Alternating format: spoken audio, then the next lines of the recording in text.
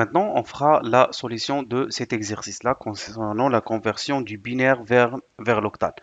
Et comme on avait dit, donc un nombre en octal pour le coder, pour chaque rang ou là, pour chaque partie, là, pour chaque un seul nombre, on aura besoin de 3 bits en binaire. C'est à peu près le même principe que pour l'hexadécimal. On avait dit que pour chaque nombre hexadécimal, par exemple de 1 à f, pour représenter chaque nombre, on aura besoin de 4 bits. Donc pour l'octal, on aura besoin juste de 3 bits.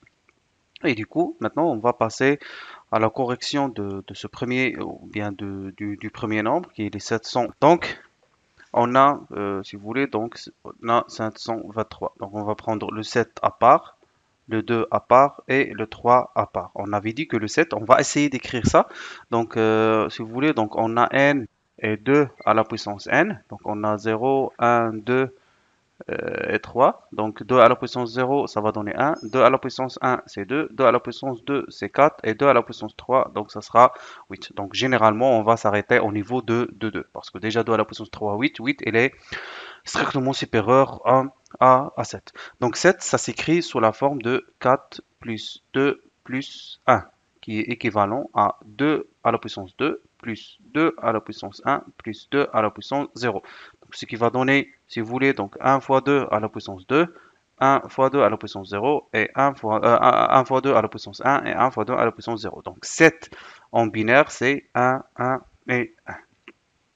Maintenant, on passe à 2. Donc, de la même manière, on va essayer de l'écrire sous format d'une somme des nombres 2 à la puissance n. Donc, 2, c'est généralement 2 qui est 2, donc qui est 2 à la puissance 1 plus 0, parce que on doit s'arrêter au niveau de 2 à la puissance 0. Et 0, déjà, ça, c'est, si vous voulez, donc c'est équivalent à 0 fois 2 à la puissance 0. Donc, comme ça, on aura 2 à la puissance 1 et 2 à la puissance 0, et ici, on aura 1, 1. Et finalement, le 2 en binaire, c'est 1, 0. Et puisque les nombres sont codés sur 3 bits, on va ajouter un 0. Donc, si vous voulez, donc je vais supprimer ça. Donc, on va ajouter un 0 à gauche de le nombre qu'on avait trouvé. Et finalement, on a le 3. Donc, le 3, ça s'écrit 2 plus 1. Donc, c'est 2 à la puissance 1 plus 2 à la puissance 0. Et donc, si on fait la multiplication, donc 1 fois 2 et 1 fois 2, donc ça va pas impacter un petit peu le changement. Et finalement, on a le 3 qui est équivalent à 1 en binaire. Et puisqu'on a besoin de 3 bits, on ajoutera un 0 ici. Ce qui veut dire que 723 en octal, ça c'est équivalent à 1, 1, 1, 0, 1, 0 et finalement 0, 1, 1 en binaire. Maintenant, concernant le deuxième nombre qui est 1, 2, donc pour le 1, 2, après, on va appliquer le même principe. Donc on a le 1, 2 en binaire, donc on va prendre le 1 à part et le 2 à part. Donc on a toujours le n et 2 à la puissance n. Donc on a le 0, le 1, le 2 et le 3 si vous voulez. Donc 2 à la puissance 0, ça va donner 1. 2 à la puissance 1, ça va donner 2.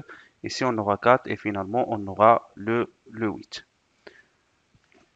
Donc le 1, ça s'écrit sous format, donc le 1, si vous voulez, donc c'est 2 à la puissance 0. Donc on aura ici 1 fois 2 à la puissance 0 qui est égal à le 1 en octal, c'est le 1 en hexadécimal. Et pour un petit peu compléter nos 3 bits, on aura besoin d'ajouter 2 zéros à gauche de ce qu'on avait trouvé.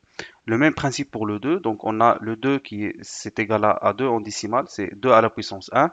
Et puisqu'on doit s'arrêter au niveau de 2 à la puissance 0, donc on va ajouter 2 à la puissance 0, mais on va la multiplier par 0. Comme ça, on a 0 fois quelque chose, ça va donner 0. Et finalement, on va multiplier le premier par 1.